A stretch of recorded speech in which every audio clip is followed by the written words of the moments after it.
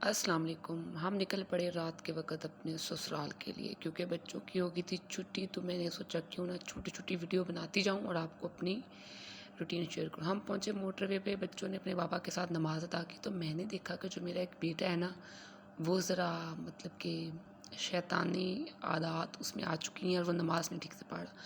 तो मैंने कहा क्यों ना इसकी वीडियो बनाऊँ ताकि इसके बाबा को बाद में दिखाऊँ। तो जी, मुझे बड़ा ही अच्छा लगा और वैसे बचपन है, चलो कोई नहीं। ख़ैर फिर उसके बाद हम पहुंच गए ससुराल। रात का वक़्त था तो मियाँ जी ने कहा चले चाय बनाएं, चाय पीने के बाद रेस्ट करते हैं। मैं बैठ के अपनी सास के मिट्टी वाले चूल्हे के अंदर मतलब किचन के अंदर चाय बनाई और साथ साथ इन दीवारों को देखा कि जो बड़ी ही नफासत के साथ मिट्टी से और मतलब कि तूड़ी से और लिपाई हो चुकी हुई थी। बड़ा खूबसूरत और बड़े क्लीन लग रहा था। और ये जो दूसरा चूल्हा है ना, ये लकड़ी पे इस्तेमाल किया जाता है सर्दियों में, जब धुंध वगैरह पड़े ना, बड़ा अच्छा लगता है बैठ के। और ये हम मॉडर्न बहुओं के लिए, क्योंकि हम बहुएं जो है ना हम ज़रा शहरी सी हैं, तो वैसे मुझे तो वैसे लकड़ी पे भी काम करना बहुत ही अच्छा लगता है। जो तो वैसे रात थी, मैं थक गई थी तो मेरा मन नहीं हो रहा था। ये देखे बाहर कितना अंधेरा था, खौफनाक सा। अभी इसका दरवाज़ा नहीं लगाया है क्योंकि अभी घर की ताज़ीन और राइस चल रही है। सुबह हो गई तो फिर मेरे हस्बैंड साहब नाश्ता करके लेट गए। और ये है हमारे घर के प्यारे प्यारे से दरख्त, बड़े खूबसूरत लगते हैं। कभी ये छोटे छोटे होते थे और अब ये बड़े हो चुके हैं। मुर्गियाँ फिर रही थीं और सहन में बड़ी प्यारी धूप थी। मैं भी बैठी थी चेयर के ऊपर मियाँ जी के पास, अपने जूते आपको दिखा रही हूँ। ये जी है हमारा घर, मेरे बच्चों का, दादा अबू का घर। तो बच्चे बड़े, वो जो मेरा बेटा है ना, वो एक बकरी के बच्चे के पीछे लगा हुआ था और वो उसको निकाल रहा था वहाँ से। उसको हज़ार रोकने के बावजूद वो बच्चा नहीं रुका और वो वहाँ से बकरी के बच्चे को खींच लाया और फिर वो चला गया इस डरबे के अंदर बच्चों को देखने के लिए। उसको जितना मर्जी रोको वो नहीं रुकता, उसको मतलब वो दीवाना है बकरी के बच्चों का। ये हमारी बकरियों ने नए बच्चे दिए हैं, छोटे छोटे से पारू पारू से दे दीजिए, देखें। तो ये अच्छा है, मतलब कि अभी सर्दियों का स्टार्ट है तो ये पैदा हो गए। फिर मैं आकर लेट गई अपने कमरे में और ये देखे मेरी सास के कितने प्यारे काम है। फिर मैं निकली बाहर, मैंने कहा चलो बाहर से आपको घुमाया फिरा जाए।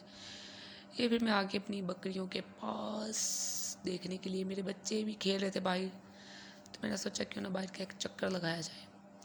बकरे साहब आराम से तशरीफ़ फरमा है और ठंडी ठंडी मीठी मीठी धूप, वो बकरे मुझे देख रहे थे। लेकिन मैंने देखा कि मेरे पाँव के पास गुलहरी बैठी है।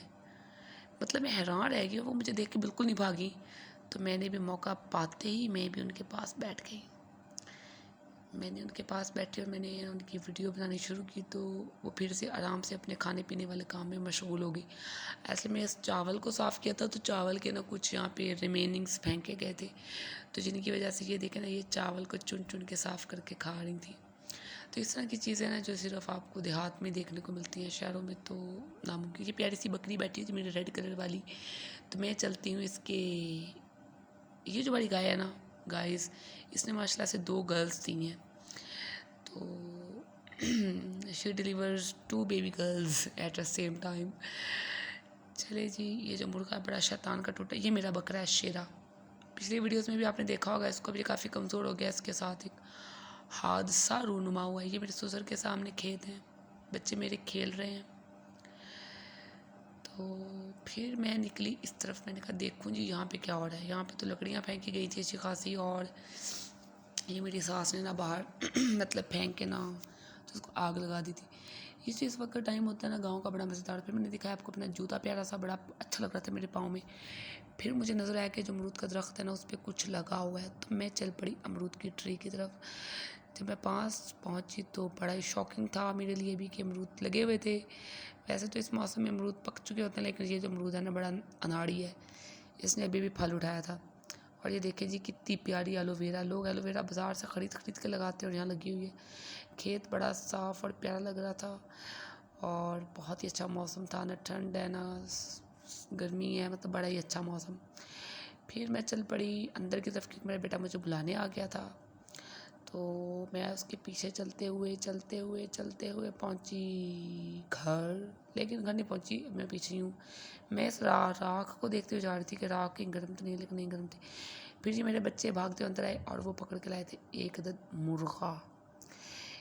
क्योंकि मुर्गे के पीछे ना काफ़ी मेहनत थी। मुर्गे को पकड़ के लाए हैं मेरे ससुर जी खाने के लिए। मेरे मियाँ बड़े हंसते हुए आ रहे हैं। और ये देखें जी, ये मुर्गा, इसको मैं भी आपको पका के भी दिखाऊंगी। ये अब्बू मुझे तंग करते हुए जा रहे हैं, तो मेरे बच्चे बड़े खुश हैं कि दादा अब्बू मुर्गा पकड़ लाए हैं। इसके बाद जी मुर्गे को काटा गया छुरी के साथ, और फिर ये रहा मुर्गा देगची के अंदर। मुर्गे को पकाया और सारी फैमिली ने मिल के खाया, बहुत ही मज़ा आया। मतलब कि लेवल का टेस्टी बना था मुर्गा। मतलब मुझे यकीन नहीं आ रहा था कि मैंने पकाया। ये देखिए गाइस, मैं लकड़ी के चूल्हे पे भी काम कर रही हूँ। यही नहीं कि सिर्फ मैं ससुराल आती हूँ सिलेंडर जला जला चली जाती हूँ। हाँ, फिर उसके बाद ये बकरा आपको मैंने दिखाना था, बहुत ही प्यारा सा बकरा।